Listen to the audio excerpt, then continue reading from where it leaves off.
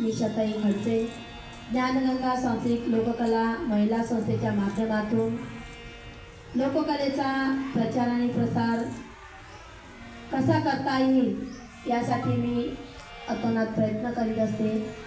या संस्थेच्या माध्यमातून भारुडाचे प्रशिक्षण शाळेत जाऊन भारूड म्हणजे काय आणि भारूड कोणत्या विषयावर केले पाहिजे यासाठी मी विद्यार्थ्यांना प्रशिक्षण देत असते। लोककलेचा मोठा प्रसार व्हावा यासाठी मी धडपड करत असते आणि गुरु शिष्याची परंपरा कुठेतरी लोप पावत चाललेली आहे, लोककला कुठेतरी थांबली आहे। यासाठी गुरु शिष्याच्या माध्यमातून लोककलेचा प्रसार करून आपण त्यांना समोर नेण्याचा प्रयत्न करत असतो। भारूड या प्रशिक्षणातून तुम्हाला मी सांगत आहे की जोपर्यंत वय असते तोपर्यंत सगळं आपलं शरीर वगैरे सगळं सुदृढ राहते, बरोबर आहे की नाही। आता तुम्ही छोटे आहे, आता तुम्ही प्रशिक्षण घेत आहे, त्याच्यानंतर तुम्हाला माहीतच होईल की आताचं वय आणि 50 वर्ष उलटल्यानंतरचं वय आपल्याला काय त्रास देते हे तुम्हाला या भारुडाच्या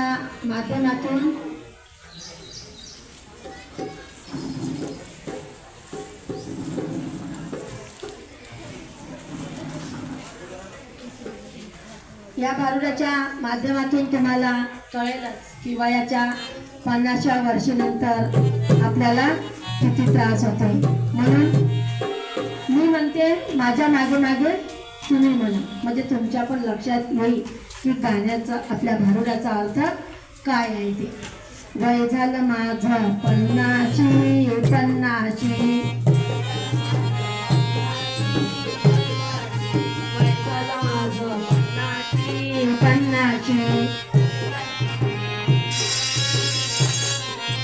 भीती वाटते मरणाची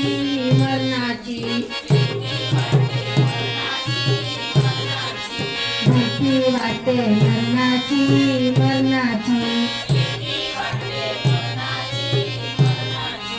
कसं वाटतं 50 वर्ष उलटल्यानंतर आपल्याला भीती कशाची वाटते की आपल्या शरीराला काहीतरी इजा पोहोचेल वाटते ना आपल्याला। आतापर्यंतचं शरीर सुदृढ राहते, हातपाय सुदृढ राहते, सगळं सुदृढ राहते, पण 50 वर्ष झाल्यानंतर आपलं शरीराला केव्हा इजा पोहोचेल, आपलं शरीर केव्हा कमजोर होईल याची आपल्याला गॅरंटी राहत नाही। म्हणून डोक्याचं झालं खोटं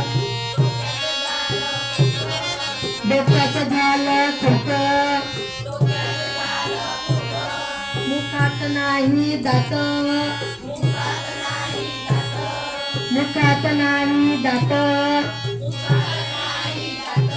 वयाची 50वी वर्षे उलटली म्हणजे डोक्याचं काय होते, सगळं काही विसर पडून जाते, दात आपले पडून जाते, आपल्याला धड जेवण सुद्धा जात नाही। तर मग काय करावं लागते, गरम गोळीचा काला करून खावं लागते। डोक्याचं झालं खोकं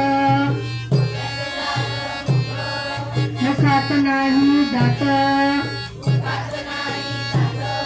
घाई करा साच्याची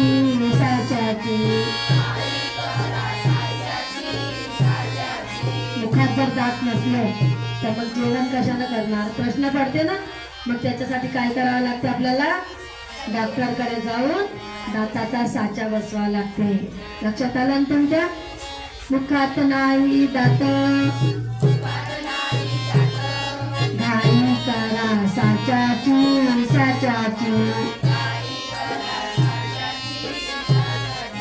वय झालं माझं 50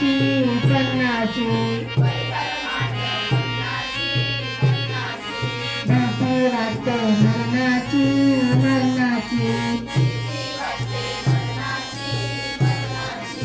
दुसरं काही दिसत नाही, दूरचं काही दिसत नाही, जवळचं काही सुचत नाही. 50 वर्षी ओलांडल्यानंतर दूरचं काही दिसते का आपल्याला? जवळ जर काही असलं तर तिच्या तिथं पाहावं लागते, पण आपल्याला सुचत नाही, डोक्यात येत नाही आपलं. दूरचं काही दिसत नाही, जवळचं काही सुचत नाही.